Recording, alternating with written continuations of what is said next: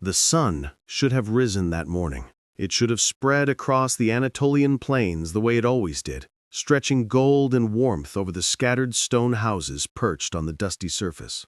But on this day, the light did not arrive peacefully. It cracked the sky open like a warning. A tremor rolled underneath the villagers' feet, so soft at first that most assumed it was a passing vibration, the kind felt when horses rode across the far road. But then the trembling deepened, pulsing like the heartbeat of something enormous and unseen beneath the earth. Chickens darted, goats bucked, and a single jug toppled, its shattering echo swallowed instantly by an even deeper groan from below. The world seemed to inhale sharply, and the people sensed, almost instinctively, that the ground had awakened. The quake struck with a sudden violence, ripping through the soil, cracking the earth like a broken crust over boiling water. Entire sections of the village floor gave way, collapsing inward as if the planet had opened a mouth to devour whatever stood above it. Dust erupted, swallowing the air in a choking cloud. Some houses sagged deeply into the ground, vanishing into the widening fissure, their walls crumbling under the force. Others remained standing, but twisted as though pulled downward by invisible hands. A strange silence followed the chaos. A silence too thick to be natural, as if the land itself listened for something. This was the day history remembered, not because the city fell, but because its survivors descended willingly into the darkness. They walked past the broken earth and into the cavernous openings below, carrying children, water, and fear in their trembling hands. It was the day they discovered the world beneath the world, the day the earth swallowed the sun, yet offered sanctuary in return.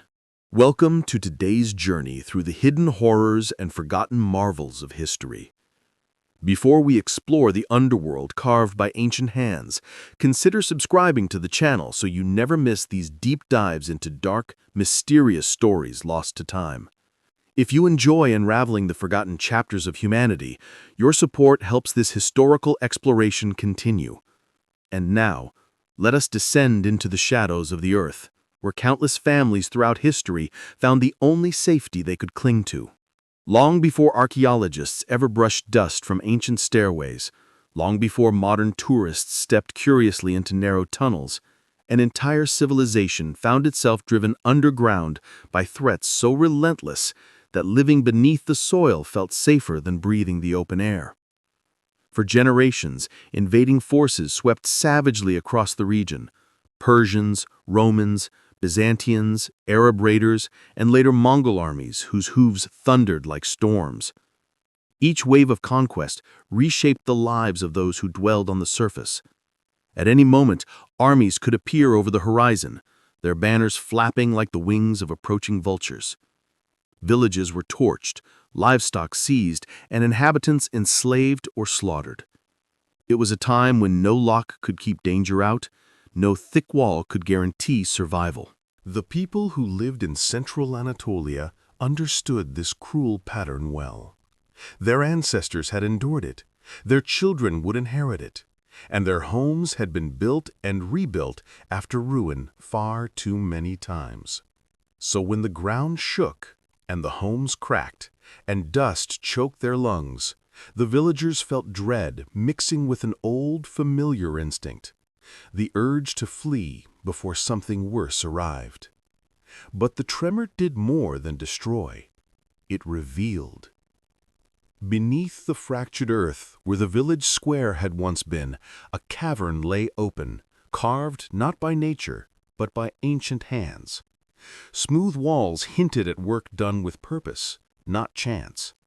A stairway sloped downward in a spiral that seemed to stretch farther than sight allowed. The villagers peered into the void, feeling a cold breath rise from it, carrying the scent of deep stone and untouched time. Some hesitated, convinced that nothing human could have created such a space.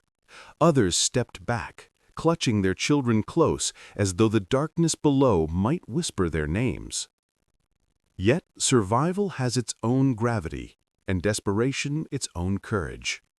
When scouts reported smoke rising from the horizon, smoke that belonged to neither hearth nor home, but to the torches of an approaching army, fear pushed hesitation aside.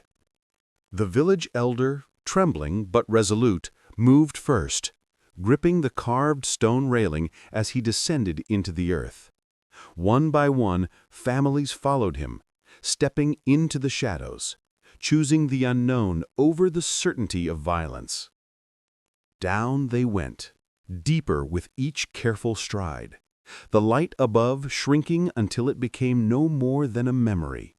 The air cooled, the passage widened, the walls began to show signs of intricate craftsmanship, ventilation shafts hidden cleverly, carved alcoves that suggested storage or shelter, and hallways branching like roots into the dark belly of the world. Their footsteps echoed strangely, as if the earth listened to every sound they made. It felt alive in an unsettling way. At last, the stairway emptied into a chamber vast enough to swallow an entire surface village. It was neither crude nor chaotic. It was organized, deliberate, with stone benches built into the walls and smooth pathways stretching into other parts of the subterranean maze. The villagers realized then that this place was not new. It had not been created by the earthquake. It had merely been uncovered by it. Someone, many someones, had built this underworld long before they were born. This was not a cave. It was a forgotten city. The villagers moved slowly through the space, touching walls carved by unknown ancestors, feeling the grooves left by tools that had disappeared centuries earlier. They saw remnants of living spaces, soot stains from torches, and carved stone doors designed to roll shut and seal hallways completely. Panic subsided, replaced by slow-growing awe. The realization dawned that this place, once abandoned, might now become their salvation. Above ground, the invading forces approached, unaware that the people they sought to conquer were now hidden beneath their feet. The earth, as though conspiring with the oppressed, sealed its mouth with dust, concealing the stairway entrance beneath fallen debris. No smoke rose underground, no sound escaped. The village appeared deserted, its cracked houses silent witnesses to a newfound secret. As hours passed in the subterranean dark, the villagers discovered more chambers, rooms that could house livestock, reservoirs carved deep into stone, kitchens blackened by ancient fires, and ventilation shafts designed so skillfully that even in the deepest rooms the air did not stagnate.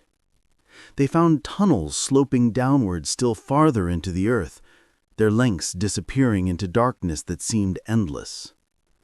Some believed the city stretched beneath the entire region. Others swore they heard the faint echo of moving air far below, like the breath of an underground giant. Whether those sounds were real or born from imagination meant little. The truth was undeniable. This place had been a refuge once, and now, by fate or accident, it had become one again. Yet not all wonder came without fear.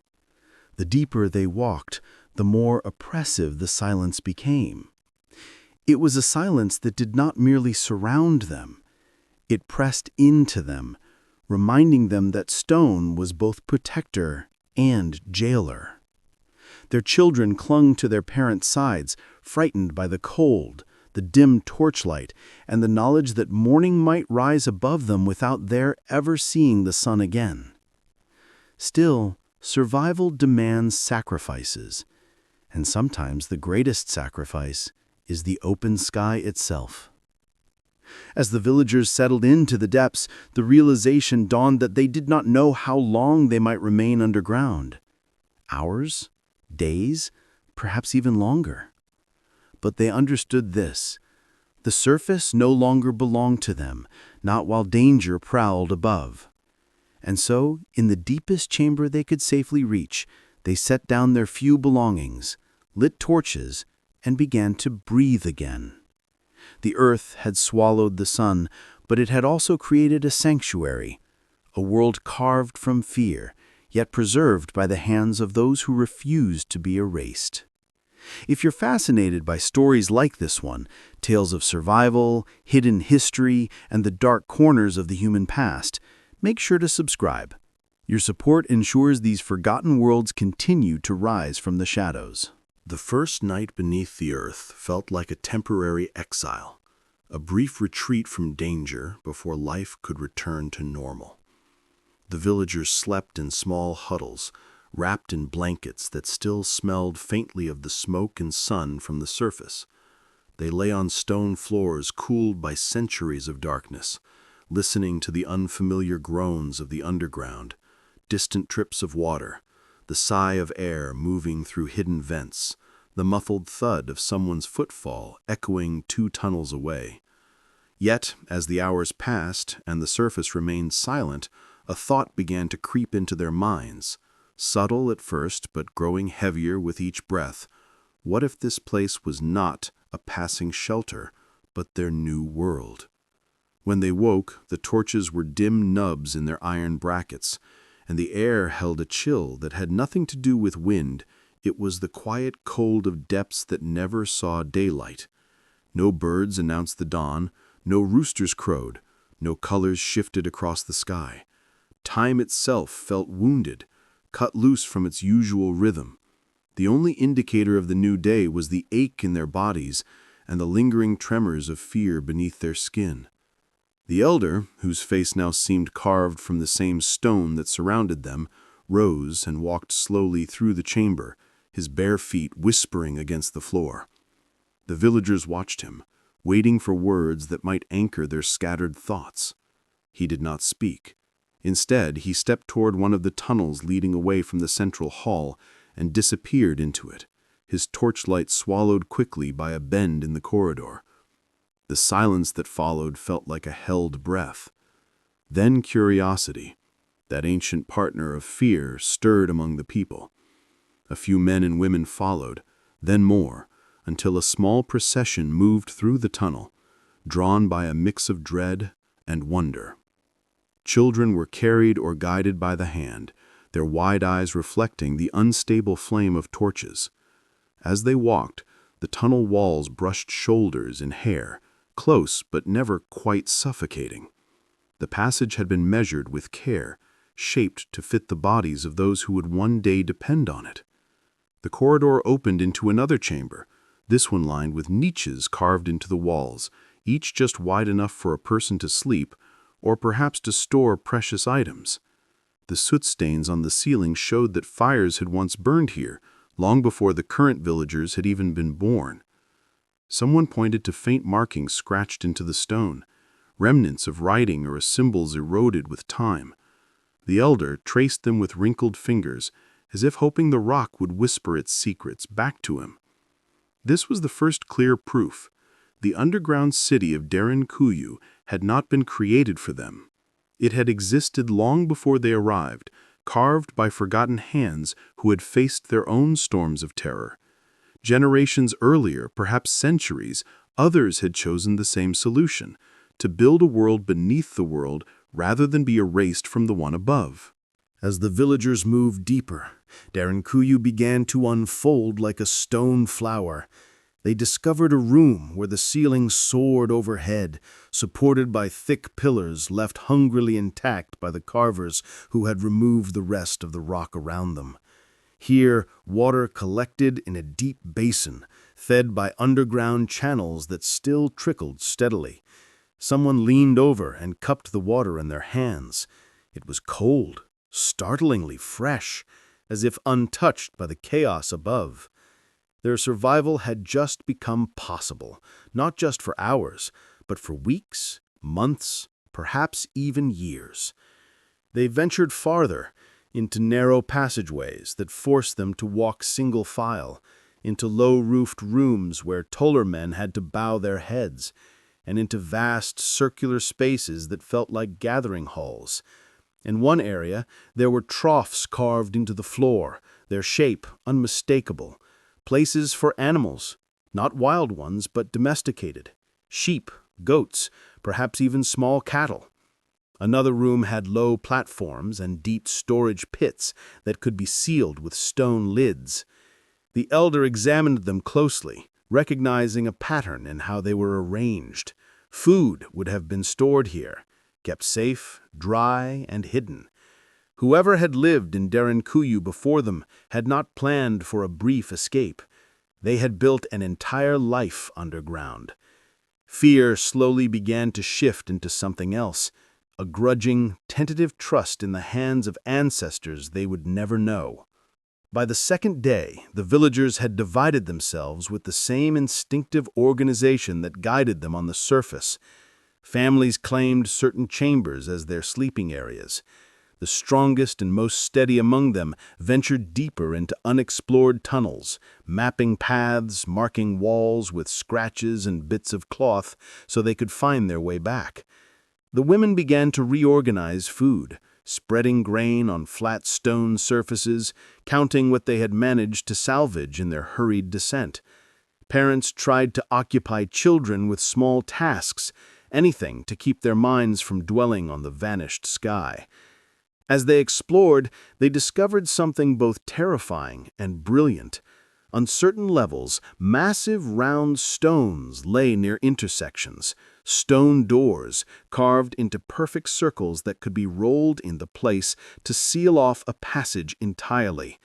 Each had a small hole in the middle, just large enough for a spear or a watchful eye. From one side, the stone could be moved by a few determined hands. From the other, it would appear immovable, nothing but a seamless wall of rock. They understood then what kind of world this had been built for. Not peace, not comfort, defense. Outside, enemies could swarm the surface, burn homes, smash gates, and tear down walls. But here, underground, intruders would find themselves constricted in narrow hallways, slowed by turns and slopes. If discovered, families could retreat deeper, rolling stone doors shut behind them, creating layers of protection that no casual army could breach. The city's design whispered the truth. It was born not from a love of darkness, but from a fear of being hunted. Soon fires burned in the old cookrooms once more. Smoke slipped quietly into hidden shafts, drawn upward through channels carved with such care that the smoke dissipated before it ever reached the surface in a visible plume. The villagers started to cook again. Simple meals of dried grain, preserved meat, roots that had been stored in baskets. The familiar smell of food filled the air, fighting back the sterile scent of ancient dust. Eating together became an act of defiance, a statement that life would continue, even here. Night and day lost meaning. Without the sun or stars, they measured time with tasks and fatigue. Men rotated shifts exploring deeper levels and watching the few discrete points where light from above still seeped through cracks. Women tended to children and food, cleaning the floor with water from the underground cisterns, trying to impose some semblance of normality on surroundings that felt anything but normal. The elder sat often near the main stairway, listening for distant sounds, his eyes half closed as if he could hear the world above through the rock. Stories began to emerge in hushed whispers, rumors of who had first carved these tunnels, of which empire had driven them below.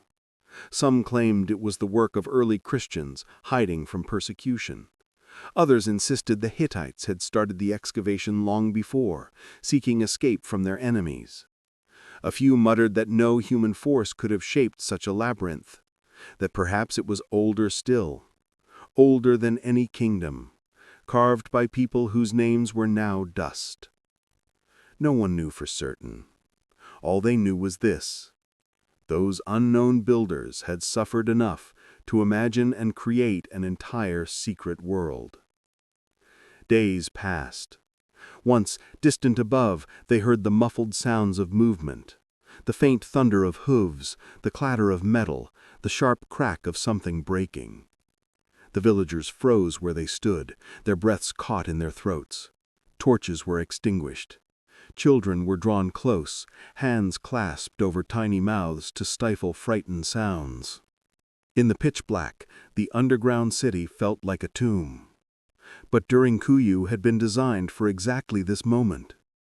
Air continued to move invisibly through ventilation shafts hidden in walls and floors, entering from narrow openings disguised on the surface as nothing more than random holes in the rocky landscape. The people listened in absolute darkness while the surface bore the weight of marching men and shouted orders. Above, their attackers found nothing but broken houses and cracked earth. Below, hearts pounded silently, waiting for a sound that meant discovery, waiting for footsteps that never came. After long, agonizing hours, the noise faded. Only then did the torches flare back to life. Children cried softly, their tears as much from relief as from lingering terror. The village elder finally spoke, his voice roughened by the dryness of air and the weight of what he was about to say. They could not return. Not yet. Perhaps not for a long time. The decision became their turning point. Until that moment, they had been refugees hiding in someone else's forgotten refuge. From that point on, they became inhabitants of Derinkuyu. The underground city was no longer a relic, it was their home. They expanded into deeper layers, cautiously testing floors and ceilings for stability. The more they looked, the more they realized how vast this place truly was. Stables, kitchens, living chambers, storage spaces, even areas that resembled places of worship. It was all here, stacked in levels like stories in a buried tower. Narrow staircases curled downward and upward, connecting levels with the grace of a well-planned fortress. Someone remarked that the city might hold thousands of people if fully occupied, and no one doubted it. Life began to bend around the new reality. Children learned to play in corridors instead of fields, chasing each other around carved pillars instead of trees. Their laughter, though subdued, echoed strangely off the stone, turning one child's joy into many voices bouncing through the halls.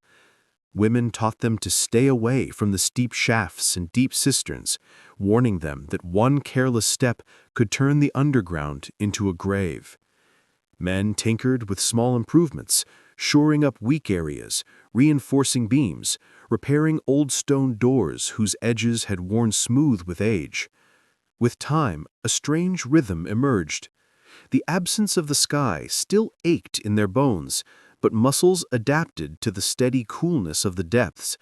Eyes adjusted to constant firelight, distinguishing patterns and textures on stone that they would have missed in their first terrified hours. There were moments in the middle of tasks when a person could almost forget that an entire world still existed above them, bathed in sunlight they could no longer see.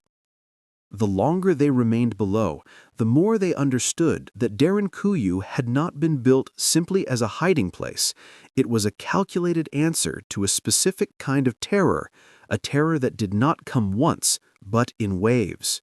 For people who knew that invasions were not freak accidents, but recurring storms, the idea of moving an entire community underground was not madness. It was strategy. A grim, expensive, exhausting strategy carved one blow at a time into stubborn rock.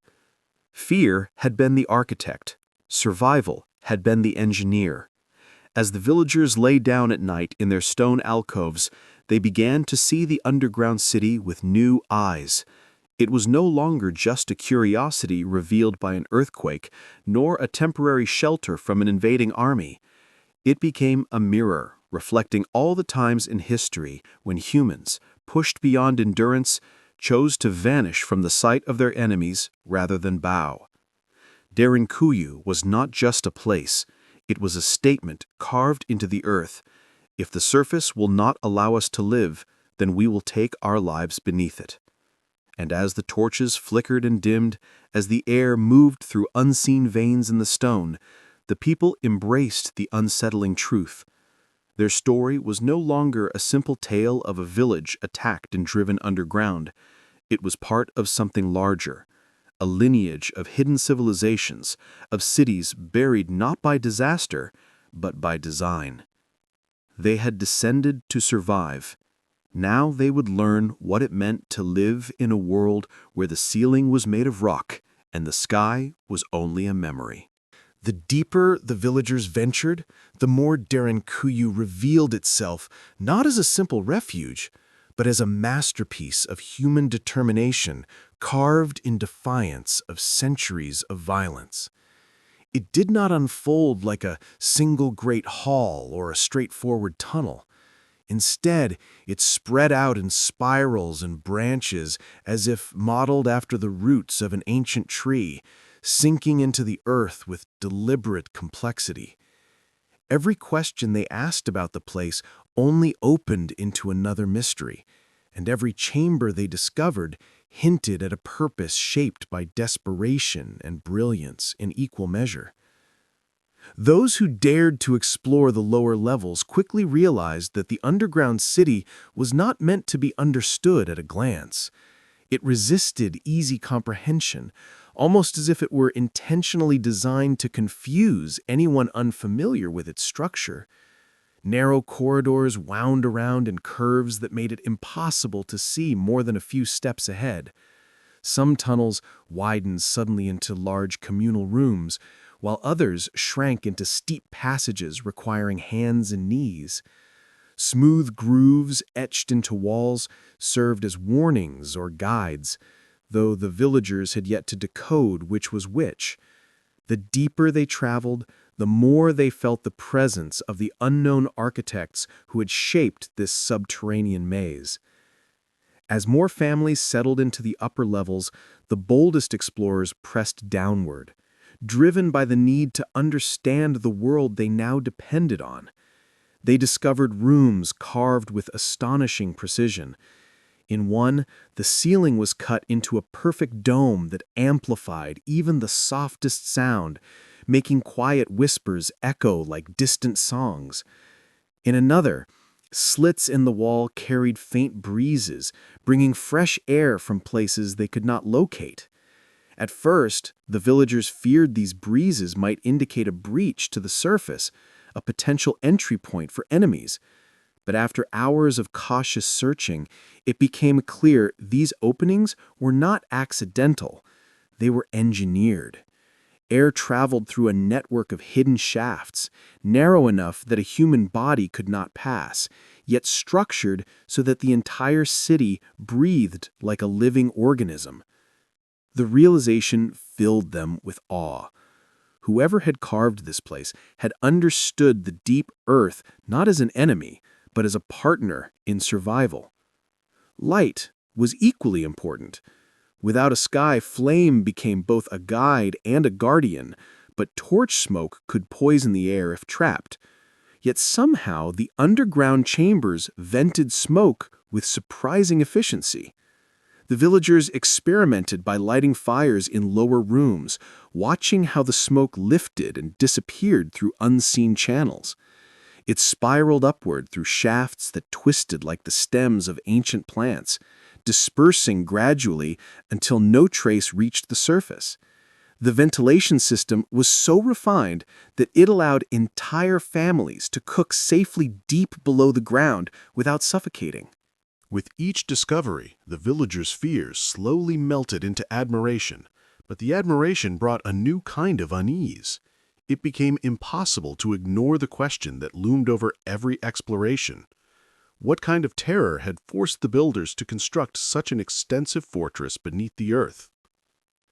The deeper levels offered hints that chilled the villagers even more than the dark. On the third level, they found a long corridor that ended in a vertical shaft. It plunged downward farther than the torchlight could reach. A bucket lay overturned beside it, suggesting it was once a well connecting several levels of the city. If water had been drawn from this well centuries ago, then multiple communities must have lived here simultaneously. The enormity of that realization left the villagers silent, each imagining the bustle of life in these stone corridors long before their own arrival.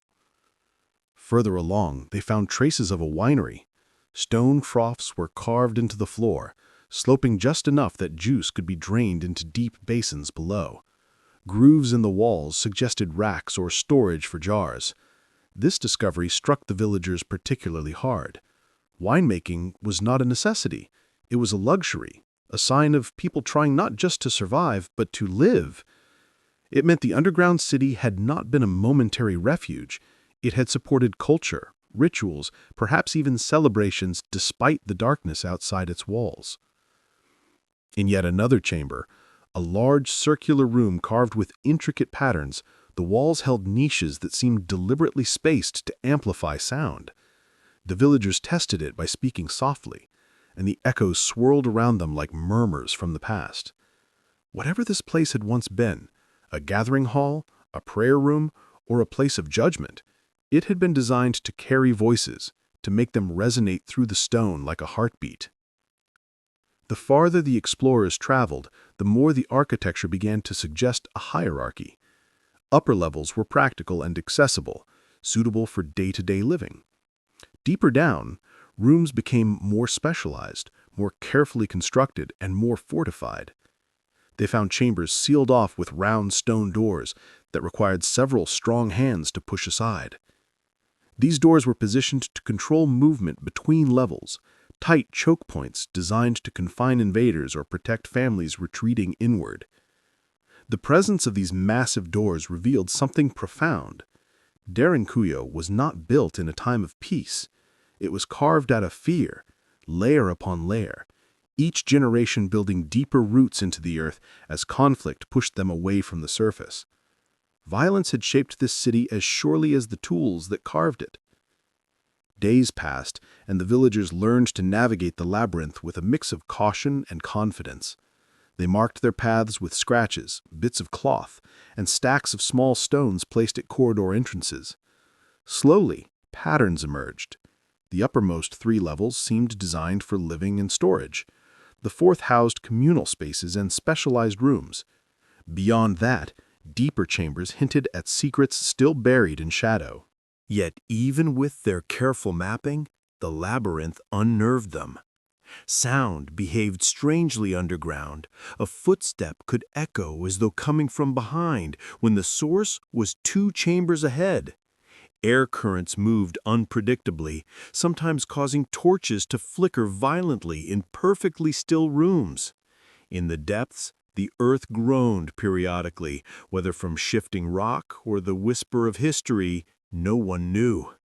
These sounds reminded them that they were intruders in a world built by hands long returned to dust. Some villagers began feeling the psychological weight of the labyrinth, the constant narrow passages, the dim torchlight, the sense of being watched by the carvings in the stone. These ate at the edges of the mind. A few woke with nightmares of wandering endlessly through tunnels that never ended, calling out for loved ones who vanished into the darkness. But they endured because the world above remained too dangerous to return to. Life in the labyrinth took on a rhythm. Men walked familiar routes daily, checking for signs of structural weakness or unfamiliar tracks that might hint at hidden dangers. Women cleaned living spaces with water hauled from deep cisterns, rinsing dust from walls and floors so that their children would not breathe in centuries-old particles. The younger ones turned the tunnels into playgrounds, their laughter bouncing strangely off the stone, their steps light as they darted through spaces that made adults uneasy. Even goats and a few chickens were eventually brought down, their muffled sounds filling the underground world with a touch of surface life. But none could ignore the underlying truth. The labyrinth was both protector and captor. It offered safety from the horrors above, but it also demanded obedience to its rules, silence when necessary, caution always, and endless vigilance. As the villagers' understanding of the underground city grew, so too did their respect for the people who had built it. The labyrinth had not been carved by a single group or in a single era. It was a multi-generational achievement, a physical document of fear passed down like an inheritance. Each level told a different chapter of a history no one had written down. Those who carved the earliest chambers may have hoped their descendants would return to the surface once danger passed. But those who built the deeper layers must have realized that their people might never leave the dark. The villagers could not know whether the original inhabitants had survived, escaped, or vanished without a trace. But as they walked the curled stairways and felt the hum of air in the hidden shafts, they couldn't help but feel the weight of legacy. The labyrinth was not simply a structure, it was a memory of lives lived in fear, in hope, and in determination to outlast the world above. By the end of their first full week underground, the villagers understood something essential. They were not merely hiding in Derinkuyu, they had become part of its story. Every step they took in those stone corridors echoed not only through the chambers around them, but through time, joining the footsteps of those who had fled here centuries before. The labyrinth was no longer a mystery they observed from a distance. It was becoming their world, twisting, protective, ancient, and alive. And deeper within it, shadows waited patiently for the next generation of explorers. The first thing that changed was the silence. Not the absence of sound. Derinkuyu was full of noises, but they were the kinds that did not belong to the surface world. There were no birdsong greetings at dawn, no whispering breezes through grass, no distant bleating of goats calling across a field. Down here, the silence was made of echoes, of distant drips of water falling at irregular intervals, of the low groan of rocks settling into themselves after centuries of holding secrets. It was a silence that pressed against skin and seeped slowly into bone, reshaping the way a person felt the passage of time.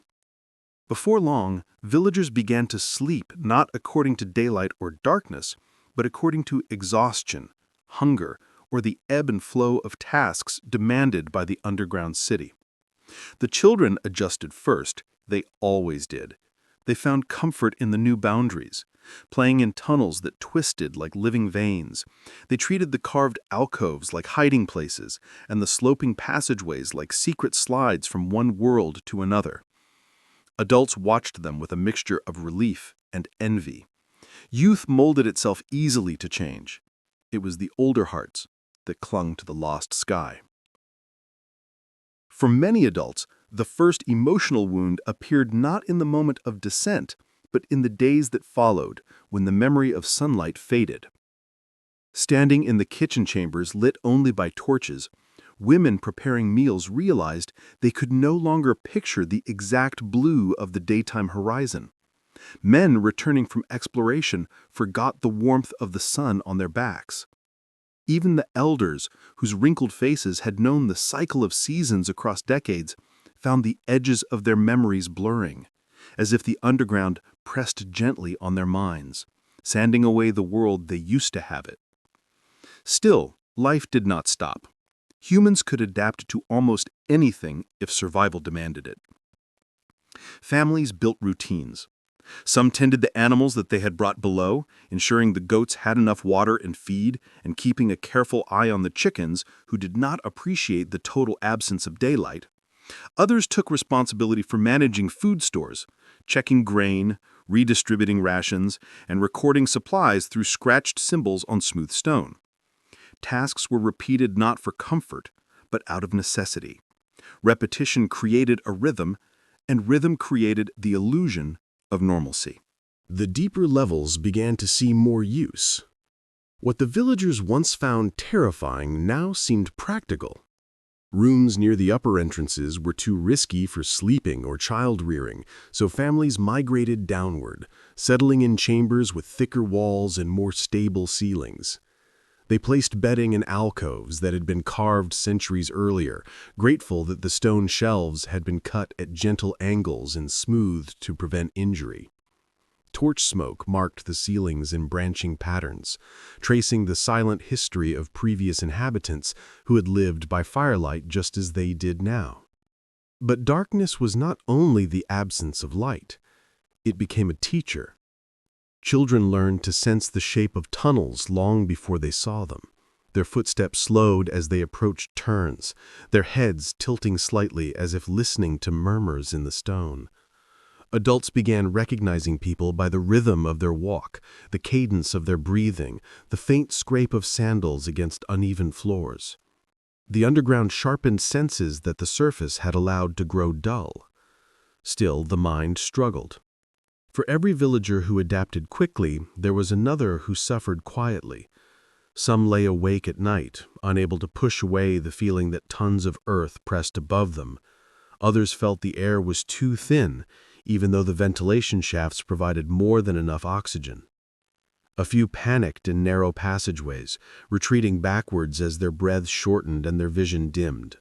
Claustrophobia took root like an underground fungus, invisible but creeping steadily into fragile minds. There was one man, strong and steady on the surface, who found himself unable to walk down the long, sloping corridor between the second and third levels. Halfway through, the ceiling lowered just slightly, and the walls pressed close enough for shoulders to brush them. He froze there, trembling, until two villagers came back to lead him upward again. After that day, he remained in the uppermost rooms, refusing to descend. He slept near the main stairway, the last place where the smell of surface dust lingered. No one judged him. The underground made cowards of many, heroes of some, but survivors of all who endured it.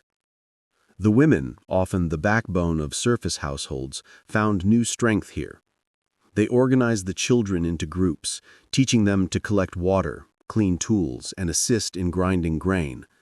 They kept everyone fed. They comforted the frightened. They maintained a strict order in the communal kitchens, ensuring no fire grew too large, no smoke lingered too long, and no food was wasted. Their authority grew naturally. In the dark, it was not strength of muscle that kept a community alive, but strength of mind. The elder spent long hours sitting near the large communal chamber on the third level, eyes half closed, listening to the underground like one listens to the wind. He claimed he could feel vibrations in the stone, small shifts that told him if danger moved above or if an unknown tremor echoed from the deeper levels. Whether this was truth or superstition mattered little. His presence brought comfort to those who feared that the underground city might collapse or conceal hidden threats. And yet, even as the villagers adapted, the darkness changed them in subtle ways. The children began playing quieter games. Their laughter became softer, as though they had learned instinctively not to disturb the sleeping earth around them. Adults walked with lighter steps, their movements gentle, careful. Conversations grew hushed. Voices rarely rose above a murmur. It was not fear that caused this, but respect. The underground did not tolerate unnecessary noise. Echoes traveled unpredictably, sometimes magnifying a whisper into a rumor of movement that sent hearts pounding. To stay safe, they learned to move through the city like shadows. The absence of daylight had another effect. Time became fluid. Without sunrise or sunset, the villagers marked their days by carrying out the same sequence of tasks, not by any natural rhythm. This created long stretches where hours blurred together. What felt like a morning might actually be evening. What seemed like a day's labor could have consumed only half that time. The mind tried to anchor itself in routines, but the darkness loosened even the strongest mental tethers. Some began dreaming differently. They described visions of tunnels stretching endlessly forward, or of walls closing inches at a time. Others dreamed of the sky, but not their sky, strange versions filled with unfamiliar constellations, or no stars at all. A few had nightmares of the underground itself, of wandering into forgotten chambers where the air no longer moved and their torches refused to burn. Dreams became as real as waking life, because the mind sought light any way it could, even in its own imagination. Despite these psychological shifts, a sense of community grew stronger. Forced into close proximity, families shared everything: food, stories, fears, even moments of quiet hope. Parents comforted children who missed the sun. Elders told tales of past seasons so the young wouldn't forget what snow looked like, what spring smelled like. Young adults took on responsibilities they had never imagined facing so soon. There were evenings, if they could be called evenings, when everyone gathered in the large round chamber believed to have been a meeting hall. They sat in circles, torches burning steadily, and listened to mothers hum old melodies or fathers recount legends of the world above. These gatherings became rituals, grounding the community and reminding them that although the earth had buried them, they were still alive, still together, still human. But darkness does not only conceal, it shapes. Slowly, imperceptibly, the underground rewired their instincts. Eyes adjusted to dim light. Fingers traced stone with uncanny accuracy. Minds adapted to constant echo play. And though the villagers did not realize it, they were becoming people of Derinkuyu. Not visitors, not refugees, but inhabitants shaped by shadow and silence. Weeks passed before anyone dared mention the sky again.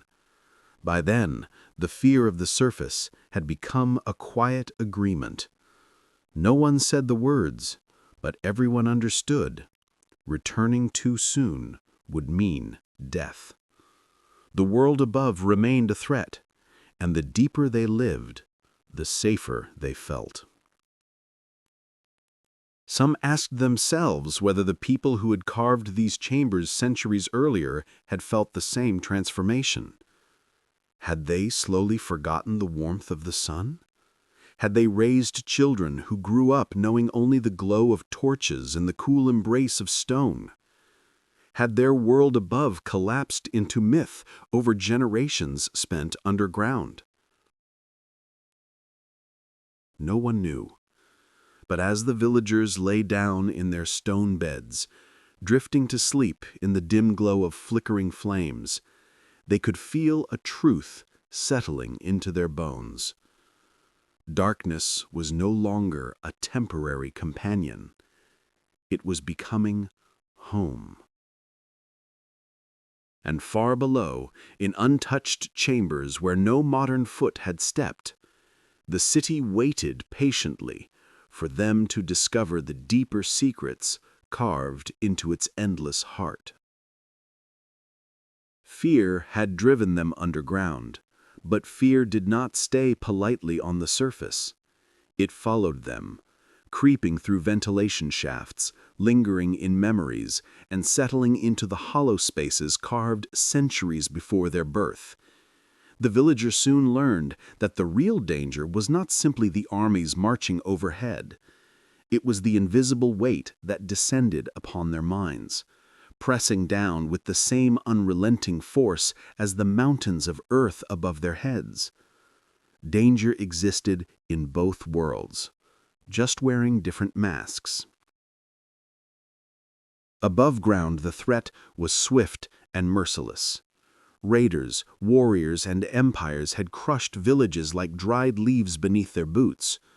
Smoke rising from a distant horizon meant death or enslavement. The surface world had always been unpredictable, a place where the innocent could be swept away by forces beyond their understanding. Even the strongest men could not stop an army. Even the bravest mothers could not shield their children from fire or steel. Every family knew this truth. They had lived it. They had buried the evidence of it. But below ground, the dangers were quieter, subtler, and in many ways far more haunting. The first danger came from the earth itself. Though Derinkuyu was built with a brilliance almost beyond comprehension, stone was still stone, heavy, ancient, and indifferent. Sometimes, at night, entire families would awaken to the deep groan of settling rock, a rumbling whisper that traveled through walls like a message from the depths. It reminded them that they lived not only in the ground, but under it. Mothers would hold children close as dust drifted from the ceiling. Fathers pressed hands against the walls as though feeling for a pulse that might indicate a collapse. It never came. The ancient engineers had carved a fortress more stable than many buildings above. But fear did not care about logic. It simply rooted itself in the unknown. The second danger came from the air. Though ventilation shafts provided oxygen, the villagers could not see the complex network of passages that carried fresh air through the city. They only felt it, gentle, whispering currents that moved through the stone like ghostly fingers. At times the air slowed, becoming still and heavy, and people would pause in their tasks, suddenly aware of every breath they took. When the air flowed again, relief washed over the chambers like rain on parched soil. They never knew whether the slowdown was natural or a warning that something above had blocked one of the disguised vents. The idea that enemies might unknowingly step on one of those thin openings sent shivers through even the bravest hearts. But it was the third danger, the one born not of earth or air but of the mind, that became the greatest torment. Silence could be a predator. Down here, every thought echoed louder, every fear stretched wider. Without sunlight to break up the hours, the mind wandered into corners it never should. Men who had been steady as oak above ground began to feel the walls shifting closer, tightening around them like a stone fist. Women who had managed hardship with grace now felt panic rising without warning. Even the children whose youth made them resilient began to dream of tunnels closing behind them, of getting lost in the deeper levels where the air tasted old and stale, of voices whispering from rooms no one had yet explored. The nightmares spread quietly. One boy refused to sleep except sitting upright. A woman woke screaming, convinced she had heard footsteps behind her, although no one was there. A man who had once hunted wild boar with a calm, fearless spirit now froze whenever the torches flickered. The underground magnified every fear, turning whispers into warnings and shadows into threats. Still, the surface remained more dangerous. That truth anchored everyone, even when their minds trembled.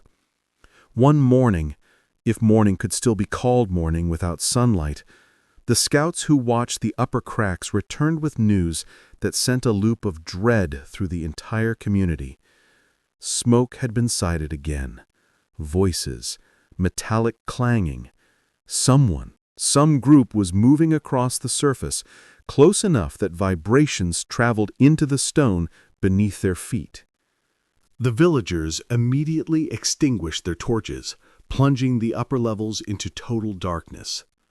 Their breathing slowed. Their footsteps softened. Children were held close, wrapped in blankets to muffle movement. Derinkuyu itself seemed to tighten its ancient muscles, becoming a silent beast curled deep beneath the earth. No one knew whether the intruders were searching for survivors, passing through, or merely scavenging abandoned villages. What mattered was this: a single, misplaced sound could reveal the entrance. They listened. The ground above grew loud with heavy boots and unfamiliar voices. The echoes trembled through the earth, vibrating in stone columns and traveling down the carved stairways like messages carved into bone. The villagers could make out no words, only the harsh tones of commands being shouted, metal striking metal, and the coarse laughter of men who brought ruin wherever they traveled. Hours passed with no change. The soldiers seemed to linger, as though sensing life nearby. The villagers waited, breathless, each heartbeat a pounding drum. A dropped stone would have felt like a scream. Then, just as suddenly as the noise had begun, it faded. The air stilled. The tremors quieted. The invading force moved on. Only after long moments of silence did the villagers dare to relight their torches. Flames flared shakily, casting jagged shadows on the walls. No one rejoiced. The threat had not vanished, it had merely passed by this time. The surface had teeth, and it had not stopped biting. Below, they were safe, yet the psychological toll was unmistakable. They were protected, but not free. Every threat above echoed below, reshaping their souls, their habits, their fears. The fourth danger emerged not from earth, air, or mind, but from the underground itself.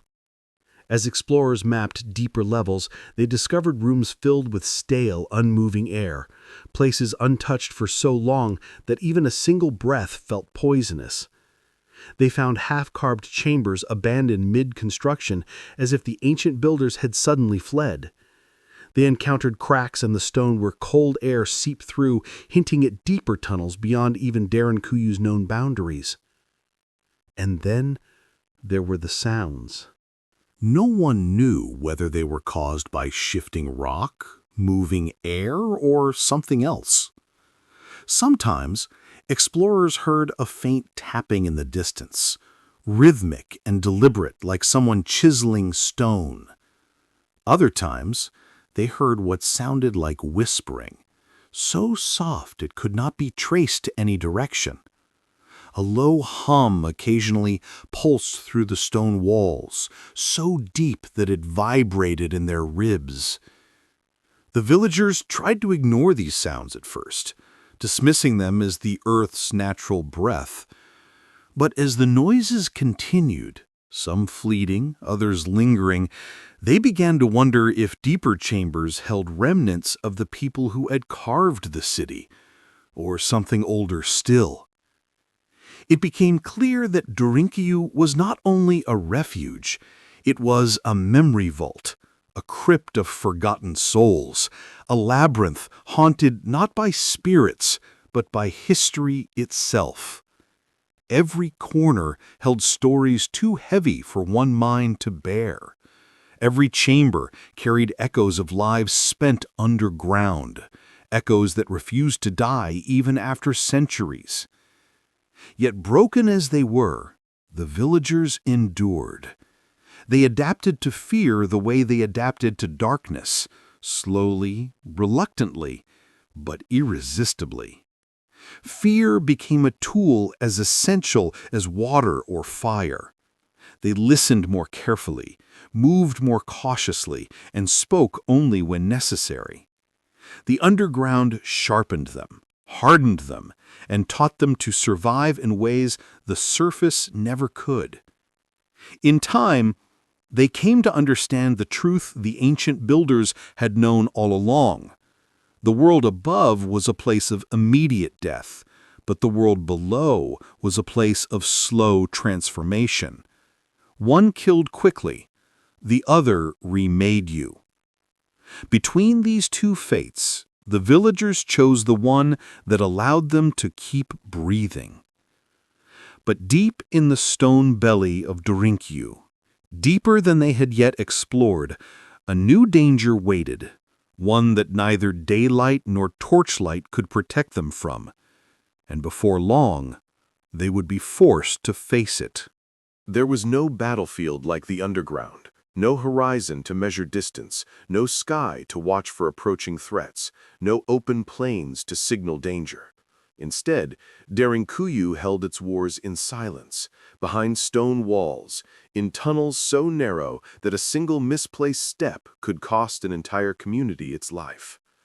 Down here, battles were not fought with cavalry charges or armies clashing in the open.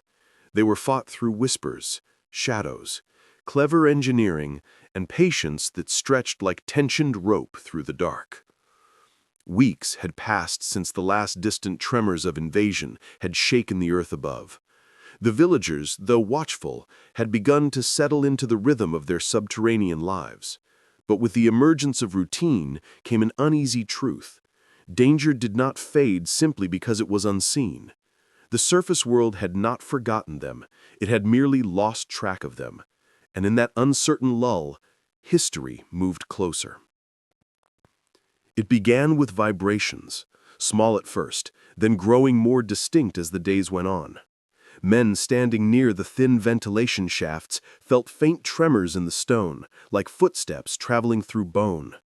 Women carrying water paused mid-stride, sensing something unfamiliar in the air. Even the children grew quiet, their instincts sharp in a way only children born into survival could possess. The elder recognized the signs before anyone else.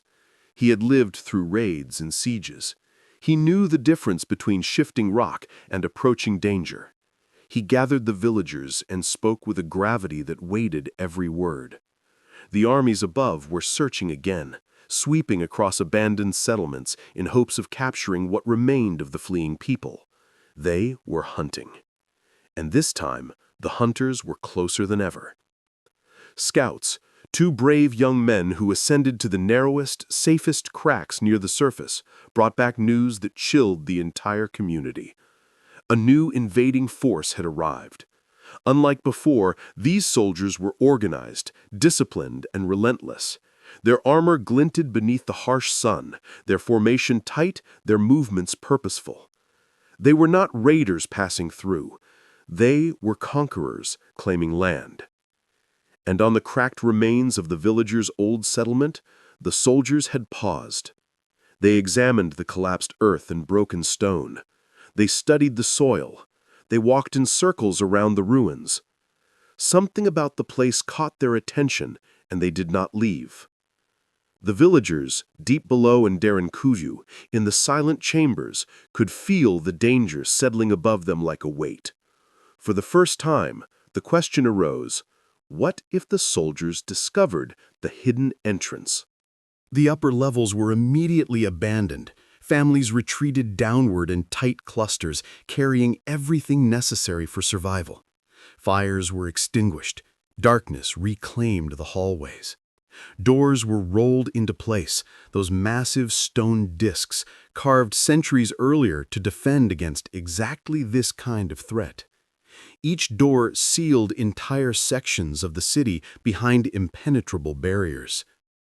The villagers heard the heavy grinding of stone against stone as they sealed themselves deeper within the earth, trusting in ancient architecture more than in hope. Then the waiting began. Hours passed in suffocating silence. Children clung to their mothers.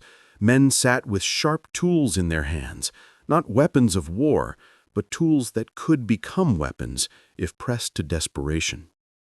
The women kept their eyes wide open, watching the faint flicker of torches, listening for any shift in sound. At first, nothing. Then came the faint tremors. Someone above was walking directly over the carved chambers. Footsteps echoed downward in vibrations so subtle that one could mistake them for their own heartbeat. But they grew stronger, clearer. The soldiers were not simply passing by. They were searching. The villagers felt the tremors move back and forth across the surface, crisscrossing patterns that mapped suspicion. It seemed as though the soldiers knew something was hidden, something worth finding. Then came the worst sound of all, scraping. Metal scraping against rock. From above, soldiers were probing, testing weakened areas, trying to determine whether a structure lay beneath the broken village floor. The villagers sat perfectly still, breath locked behind pressed lips. The elder listened with his eyes closed, every line of his face hardened by dread. He knew what would happen if the soldiers uncovered the entrance. Even a single crack, the underground city would become a cage. Moments stretched like hours. The scraping continued. The soldiers dug. Stones splintered. Dust drifted downward through hairline crevices. A child sneezed once, quietly, but in the underground quiet, it felt like thunder. Several mothers covered their children's mouths, praying to gods whose names faded in the dark. And then, fate intervened. A loud shout erupted above. Startled, hurried, the scraping stopped. Footsteps ran. The soldiers had found something, but not the entrance. No, they had discovered the bodies of wild animals slain by hunger, drawn to the ruins in search of scraps. The soldiers dismissed the collapsed earth as nothing more than the aftermath of the tremor that had cracked the village weeks earlier. And just like that, the threat lifted, slowly, reluctantly, fading into the distance as the soldiers marched toward another region. The villagers stayed in silence long after the tremor ceased. Only when the elder finally inhaled deeply and nodded did they dare to light one torch. The flame flickered back to life like a rebirth. But the lesson was carved into every mind. The underground city had defended them, but only barely. What the ancient builders had feared most, discovery, remained a danger that stalked them with every passing day. Yet the threats above were only half the story. Below, the nightmares were growing. As explorers pressed deeper in the Derinkuyu in hopes of finding new escape routes or hidden chambers where they could conceal themselves further, they discovered something that forced them to question the city's past even more intensely. The 8th level, previously avoided due to unstable ground, held signs of hurried abandonment. A half-finished room bore deep chisel marks where construction had abruptly stopped. Tools lay scattered on the floor, their metal rusted, their handles brittle. A cracked jar sat overturned, its contents long evaporated. Whatever had driven the ancient builders to flee had been sudden, urgent, and terrifying. But deeper still, beyond a narrow passage partially collapsed by time, they found something worse. In a chamber with no ventilation, where the air tasted stale and ancient, scorched marks lined the walls. Blackened streaks crawled upward from a central pit, indicating fire had burned hot enough to scar stone. Bones lay in fragments at the bottom, human bones, shattered, charred, and mixed with the remains of tools and jars. Nothing about the scene resembled burial or ritual. It looked instead like a desperate attempt to seal something away or to survive something unthinkable. The villagers left the chamber in silence, sealing the door behind them with shaking hands. Nightmares spread quickly afterward, as if the ancient terror had awoken with their discovery. And their fears were justified, because a few days later, they began hearing something new. Not the shifting of stone, not the hum of wind, not the distant echoes of surface life. This sound came from below, soft, rhythmic, impossible to trace, like something tapping on stone from deeper levels no one had yet explored. It could have been rock settling. It could have been their imagination. Or it could have been something left behind by those who had carved Derinkuyu. Something that had never left. The hidden wars were no longer just the conflict above ground. Another war was waiting for them inside the earth itself. And sooner or later, they would have to face it. The deeper the villagers ventured, the more they understood that Derinkuyu was not an isolated refuge. It was a node, one part of a vast subterranean web that stretched farther than any of them had imagined. Long before fear had driven them underground, long before the tremors revealed the old stairway, another civilization had carved an empire beneath the earth.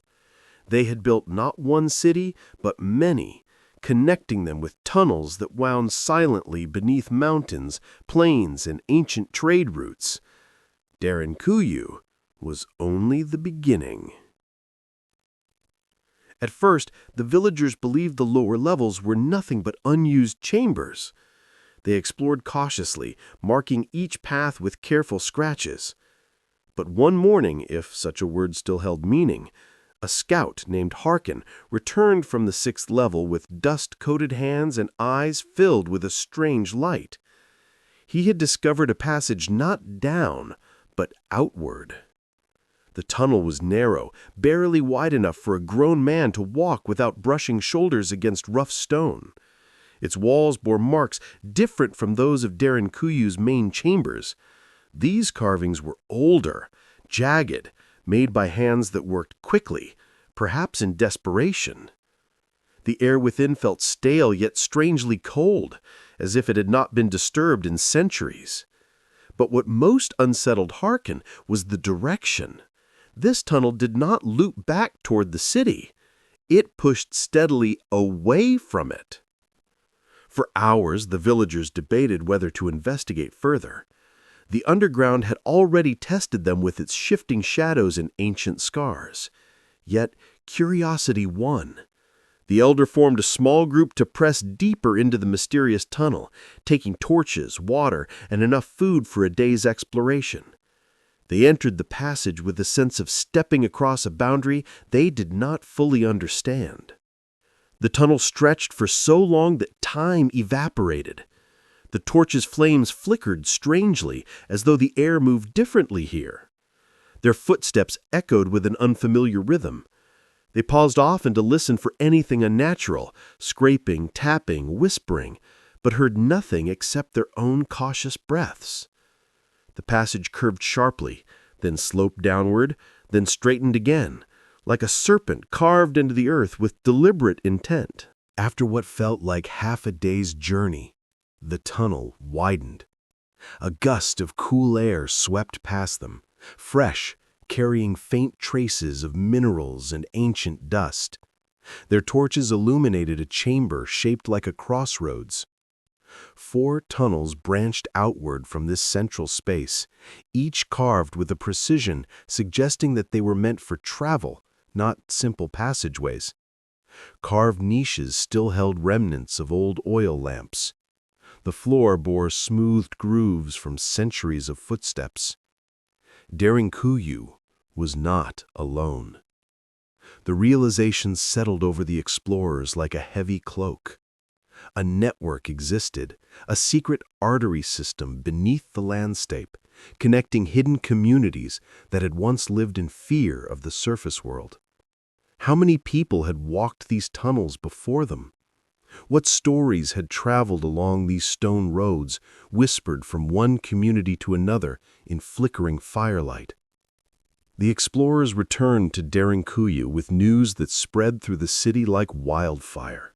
The villagers gathered in large chambers to hear descriptions of the underground crossroads, of the branching tunnels, the cool air, the lamp niches that hinted at human traffic. Many felt awe. Others felt dread. Because if the network connected to other underground cities, then the threats they faced might not be limited to surface enemies alone. Still, knowledge was a kind of light, and the villagers craved any light they could find. Over the following days, exploration continued. They mapped the first new tunnel, then another. One led to a chamber filled with strange stone spheres, balanced on carved pedestals, perhaps weapons dropped through vertical shafts during sieges. Another led to a sloping ramp where deep footprints could still be seen, preserved in dust that had clung to the stone for centuries. These prints were larger than any modern villagers, suggesting that people of unusual stature had once passed through.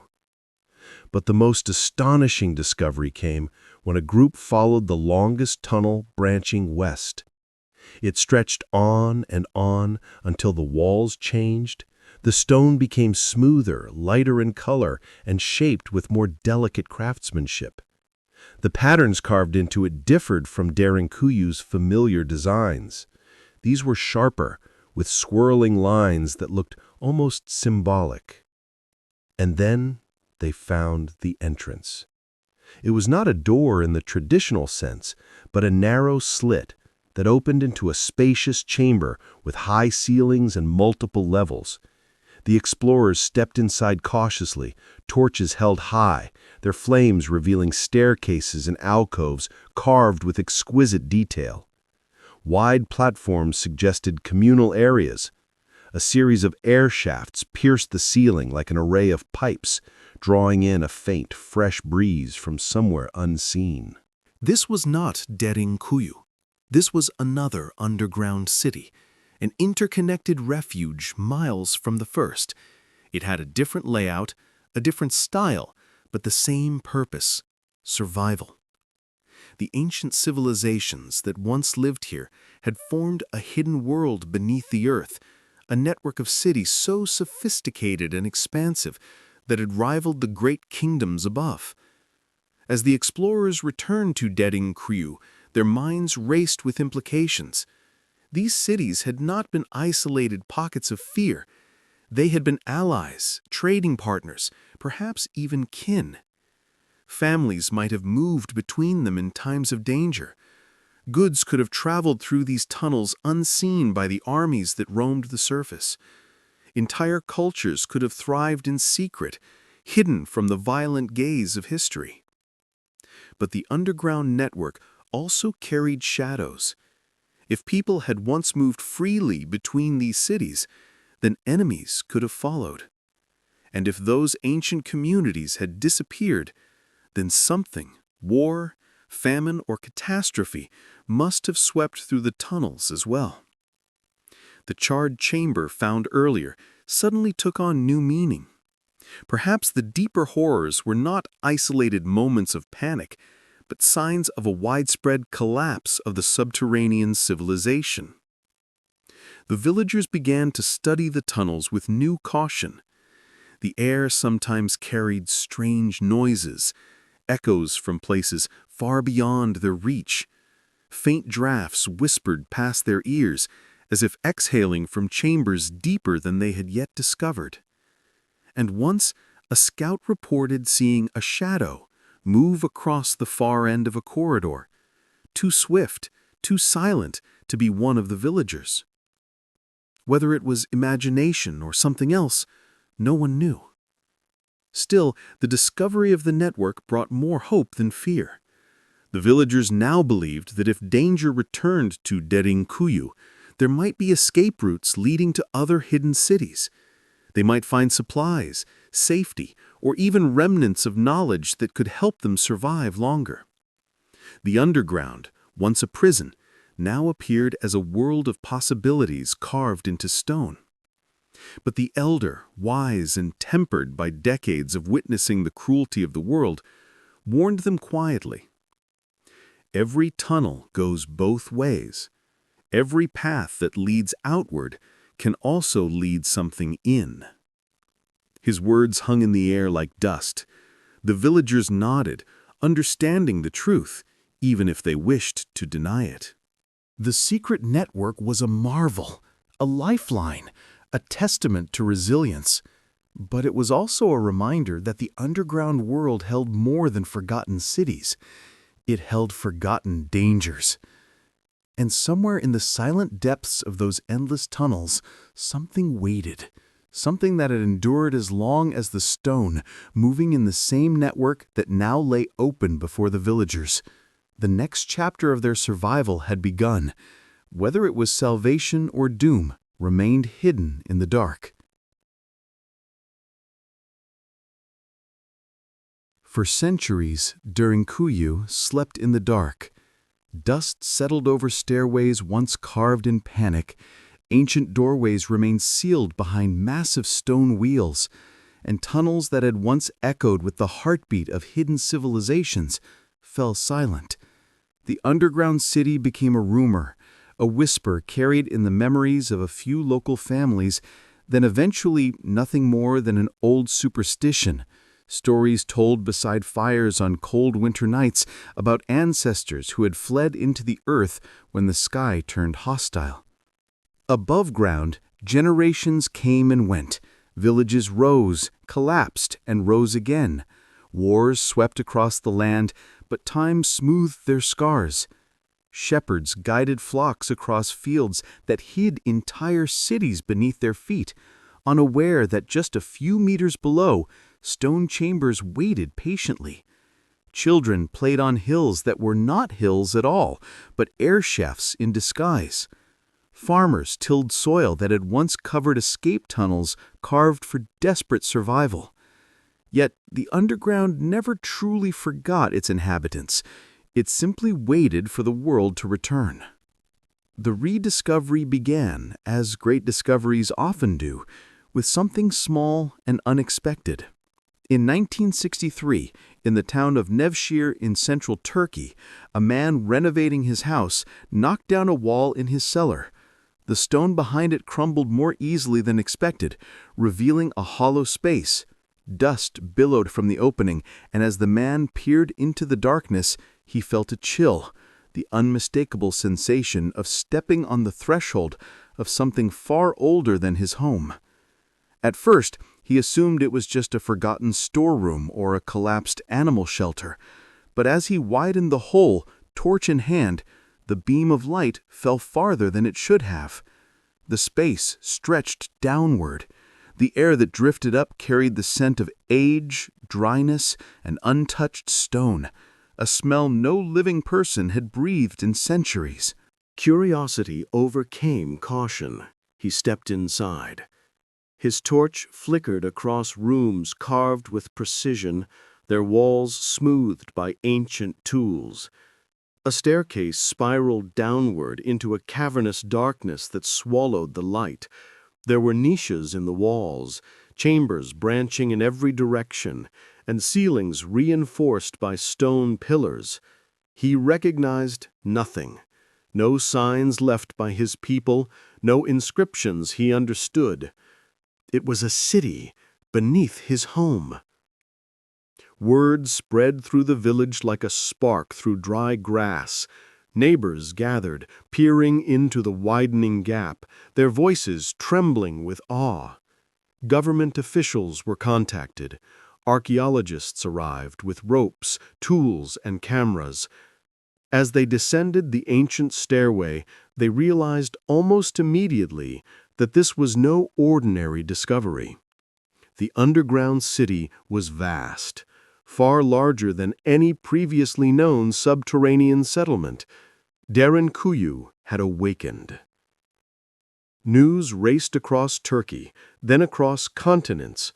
Scholars, historians, and engineers flocked to the region, eager to understand how ancient civilizations had carved an entire metropolis beneath solid rock.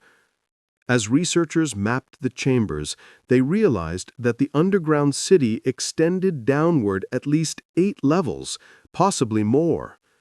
Derinkuyu could house thousands of people, entire communities, complete with homes, kitchens, wineries, stables, churches, and ventilation systems that rivaled some modern engineering.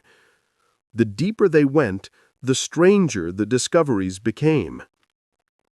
Massive circular stone doors stood in key passageways, designed to roll shut with incredible precision.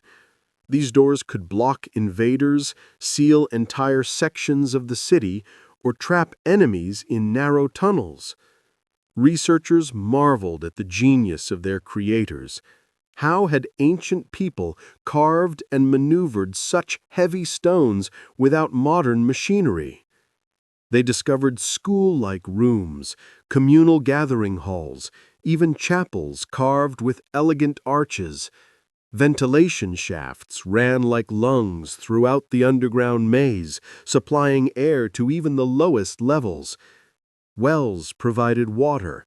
Storage rooms contained remnants of grain. Everything pointed to a society that had lived here not for days or weeks, but possibly for generations. The world was stunned.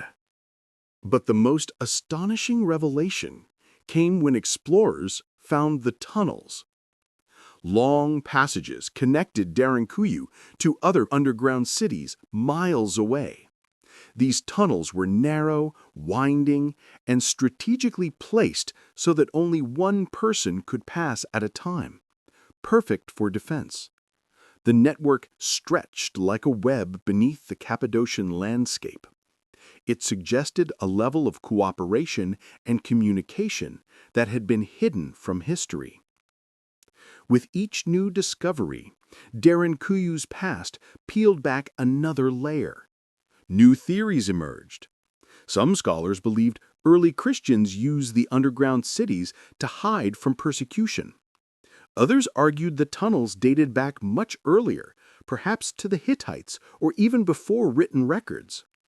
A few whispered that the network might be older than all known civilizations, built by people whose names had vanished into the earth. And then came the hints of conflict. Archaeologists found scorch marks deep within some chambers. Burned ceiling soot suggested fires lit in desperation, perhaps to smoke out intruders.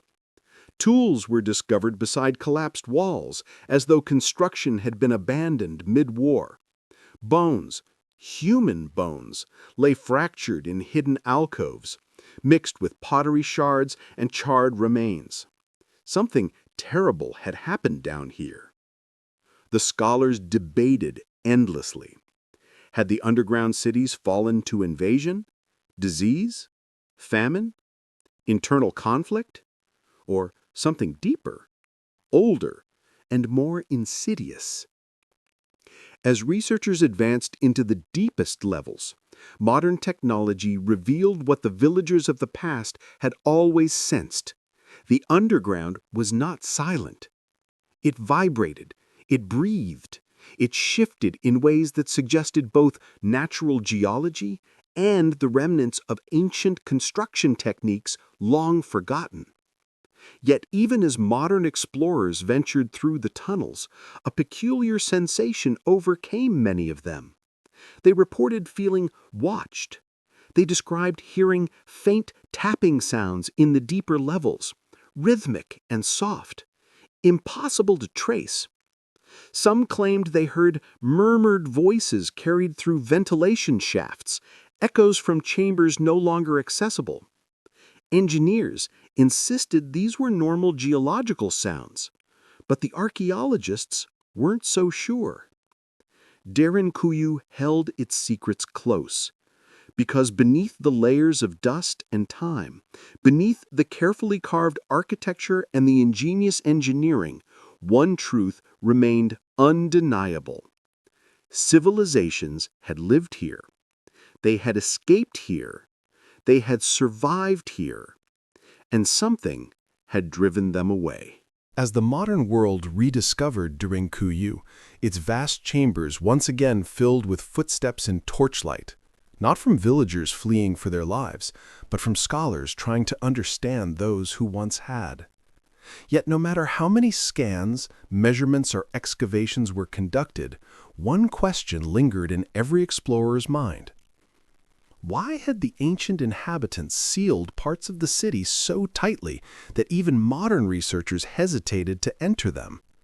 What were they trying to keep out? Or what were they trying to keep in? The rediscovery had begun a new era for Derinkuyu, a merging of past and present, of knowledge and mystery. But as archaeologists mapped deeper chambers, they could not shake the feeling that they were awakening something ancient, something that had waited patiently beneath the ground for centuries. And while the world above modernized and grew louder, the underground listened in silence, remembering every footstep, waiting for the next chapter in its story to unfold. Before Derinkuyu became an archaeological marvel, before tourists walked its stone corridors with guided flashlights and curious whispers, it existed in a silence too complete for modern minds to comprehend. A silence not empty, but heavy, dense with the remnants of lives that had once filled its rooms with breath, laughter, fear, and hope. When the villagers of the ancient past disappeared from the underground city, they left behind more than architecture. They left echoes, carved into every surface, stains pressed into every corner, and objects tucked away as though waiting for hands that would never return. For the teams who descended centuries later, archaeologists, historians, geologists, Derinkuyu was not just a discovery, it was a time capsule. But unlike treasures sealed intentionally, this one had been abandoned under duress, frozen in the exact heartbeat when people had fled without turning back. The first clues were simple: pottery shattered in a way that suggested panic, bowls overturned, jars cracked with contents spilled and long evaporated. In the kitchens on the second and third levels, soot still coated the ceilings from fires that had burned long after their last tenders had vanished. Stones were scattered near the old ovens, some showing signs of rapid cooling, evidence of cooking interrupted abruptly. In one chamber, researchers found a series of grinding stones arranged neatly, as if their owners had believed they would return soon. The stones lay beside a mound of hardened grain remnants, permanently fused to the rock from centuries of moisture and dryness cycling. A hand tool, worn smooth from repeated use, lay beside it. It had been placed gently, not dropped, as if its owner had intended to pick it back up. They never did. In a nearby hallway, archaeologists discovered something even more human. Tiny footprint impressions in ancient dust, preserved in a draftless corner. Children's footprints. Small, hurried, clustered around larger adult prints, as though whole families had gathered there in haste. The prints were faint, but undeniable, the lingering outline of vanished lives. Seeing them brought a hush over even the most seasoned researchers. For a moment, the underground city felt alive again, not with movement, but with memory. The deeper researchers went, the more unsettling the findings became. On the fifth level, tucked into a side chamber barely large enough for 2 people, they found a woven basket collapsed under its own weight. Inside were dried-out remnants of fabrics, small tunics and blankets, some hand-sewn with clumsy stitches that suggested the work of a beginner or a child being taught. The colors had faded, but a few strands of blue and red remained. Whoever placed these items here had done so intentionally, as though trying to protect them. They had not been thrown or dropped, they had been hidden. Nearby lay a single wooden toy, carved in the shape of an animal, perhaps a horse or goat. It had been smoothed from years of handling, corners rounded by the gentle erosion of tiny hands. The toy rested beside a stone niche carved into the wall, likely a makeshift shelf used to store personal belongings. A child's treasure left in a hurry, waiting in the darkness for an owner who would never return. Yet deeper still, the artifacts shifted from the personal to the haunting. On the 7th level, a large circular room bore strange patterns carved into the walls.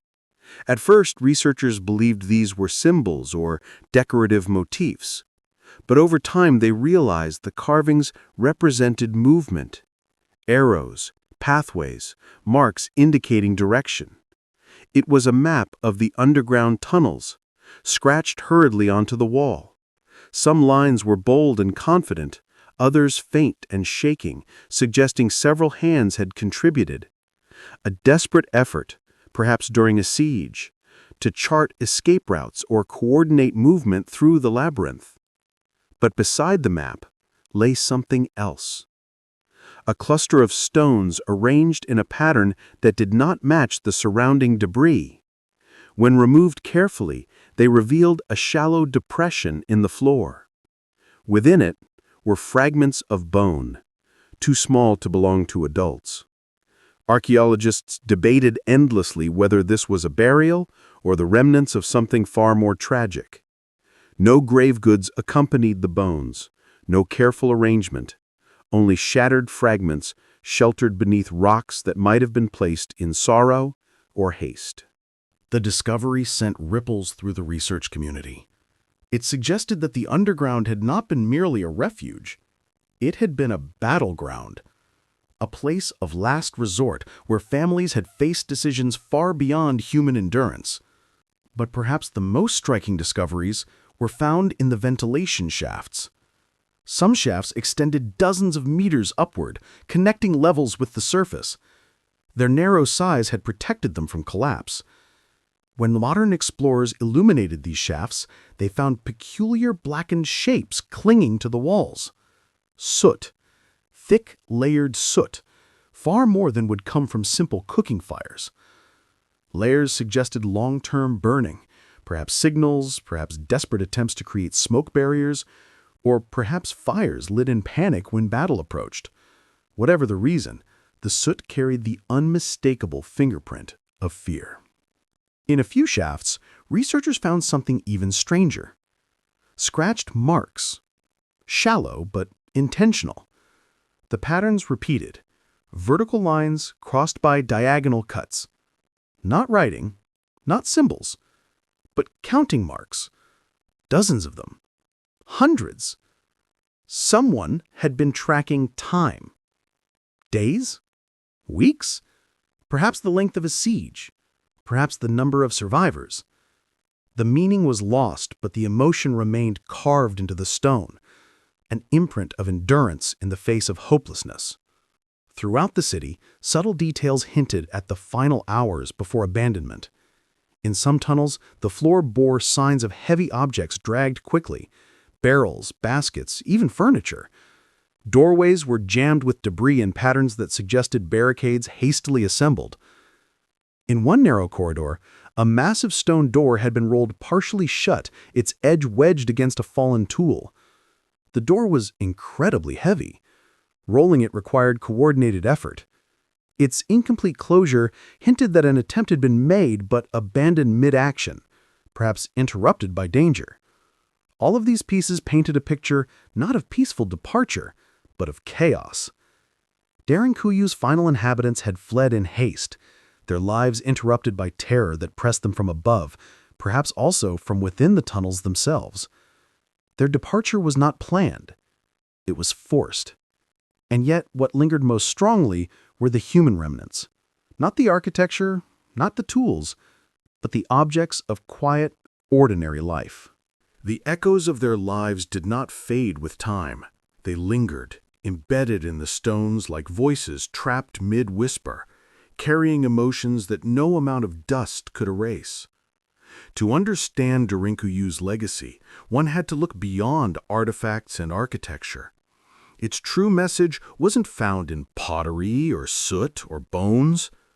It lived in the choices made by thousands of nameless souls who refused to be erased by war, conquest, or persecution.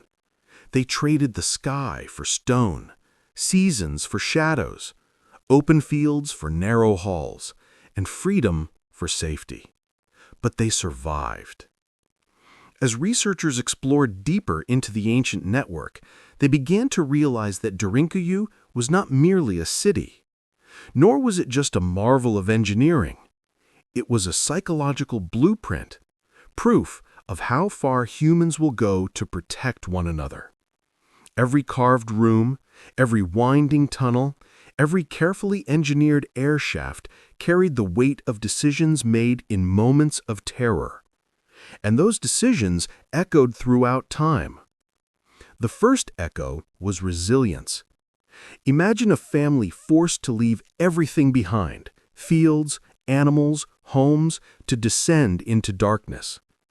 Imagine the sound of a stone door rolling shut, sealing them inside. Imagine generations growing up without knowing the open sky. And yet life continued. Children laughed, games were played, food was cooked, and stories were passed through the chambers in hushed voices. In the shadowed rooms of Derinkuyu, people refused to surrender to despair. They carved new routines, new rituals, new ways of being human beneath miles of rock. Their resilience shaped each chamber like an invisible chisel. The second echo was silence, the kind of silence that defines survival. The inhabitants of the underground cities learned to live with quiet as a shield. They learned that every sound could carry, every noise could betray their location. Silence became a language, a form of protection. Babies were taught to sleep without crying. Adults moved with the stealth of ghosts. Generations were raised in a world where the absence of sound meant safety. This silence, more than anything, shaped the identity of those who lived below. Even today, tourists who walk the tunnels speak in hushed tones without knowing why. The darkness itself demands respect for the quiet it once protected. The third echo was fear. Not the kind that paralyzes, but the kind that sharpens instinct. The people who built and inhabited Derinkuyu lived with danger pressing upon them like a shadow that stretched across centuries. Above ground lay war, oppression, enslavement. Below ground lay collapse, suffocation, isolation. Yet they chose the underground not because it was safe, but because it was safer. Their fear was not cowardice, it was clarity. Danger sculpted the tunnels as surely as the tools in their hands did. The fourth echo was ingenuity. Derinkuyu was not a haphazard hideout. It was a meticulously designed wonder. Its ventilation system rivaled modern engineering. Its water access was brilliantly planned. Its defense doors were masterpieces of practicality. The underground cities were not places of primitive desperation. They were intellectual achievements created under pressure, designed by people who understood the complexity of air, water, fire, and human behavior. They prove that innovation thrives not only in comfort, but in desperation. The fifth echo, perhaps the most powerful, was hope. If the people of Derinkuyu had given up, they would have buried themselves in the dark. Instead, they built their underground chambers with purpose. They left spaces for gathering, places for worship, rooms for teaching children, hallways wide enough for animals. These were not signs of surrender, they were signs of optimism. The city was not carved for death, but for life. Hidden life, protected life, life meant to endure until the world above became gentle again. Years passed into centuries, and the people did eventually leave. Whether they were driven out by the collapse of their society, by new threats, or by renewed hope in the world above, remains unknown. But they sealed much of the city behind stone doors, final gestures that suggested a painful parting. They left with fragility in their hearts, but also with determination. They had survived. They had endured what the world threw at them. Their story did not end in Derinkuyu. Their echo followed them into the sunlight. Modern archaeologists, climbing out of the tunnels after long days of study, often paused at the entrance to blink into the bright world. They experienced a moment, a strange, fleeting moment, when sunlight felt foreign. In that 1 second, they understood the people of the past more intimately than any textbook could provide. They understood what it meant to trade darkness for danger, then danger for light. Tourists walking through the city today feel something similar. Whether they know the history or not, they sense the weight of the underground. They lower their voices. They tread carefully. They brush their fingers across the stone as if greeting the ghosts of those who once touched the same surface. And perhaps, in that gentle gesture, they acknowledge the lives that shaped the chambers around them. But Derinkuyu's final echo is not fear, or silence, or even resilience. It is a warning that every empire, every civilization, every generation believes it will escape the dangers of the world until it does not. A warning that safety is fragile, that peace can be temporary, and that survival may someday demand sacrifices unimaginable today. The underground cities stand as reminders that humanity has already faced collapses, invasions, persecutions, and disasters. And every time, humanity adapted. It hid, built, endured, and emerged again. Derinkuyu is a mirror, not of who we were, but of who we could become if threatened in the same way. And yet it is also a promise. A promise that even when the world tries to erase us, we can carve refuge from the earth. That even when the sky falls, we can find life in the dark. That memory, ingenuity, and hope do not collapse easily. The people of Derinkuyu lived unseen but not forgotten. Their courage did not remain buried. It rose, centuries later, in the form of awe, respect, and inspiration. As modern light fills those ancient hallways once more, Derinkuyu speaks, not in words, not in whispers, but in echoes that resonate through time. We were here. We endured. We chose the dark so the future could choose the light.